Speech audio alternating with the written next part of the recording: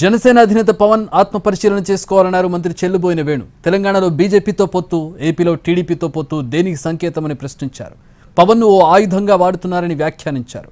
కాపులను అడ్డుపెట్టుకుని టీడీపీని అధికారంలోకి తీసుకురావాలని పవన్ ప్రయత్నం చేస్తున్నారని విమర్శించారు. అధ్యక్షుడు పవన్ కళ్యాణ్ ఆయన ఒకసారి ఆత్మపరిశీలన చేసుకోవాలి. ప్రజా జీవితంలో ప్రజలకు ఒక మాట చెప్పిన తర్వాత అదే ఆయనకి దైవంగా కనపడాలి. ఎలక్షన్ కు ఒక విధానం నిన్నే మనం తెలంగాణలో చూసాం. మొన్నేమో బీజేపీని వదిలేసి తెలుగుదేశంతో ఉంటా అన్నాడు. మళ్ళీ బీజేపీ నాయకులు షాళ్ళు కప్పిస్తున్నాడు. అంటే ఆయన ఒక టూల్ గా వాడుతున్నారని నేను అనుకుంటున్నాను. ముద్రగడ గారు అంత క్షోభ ఎప్పుడు అనుభవించలేదు. అటువంటి క్షోభ కారకుడయ్యాడే ఎవరు?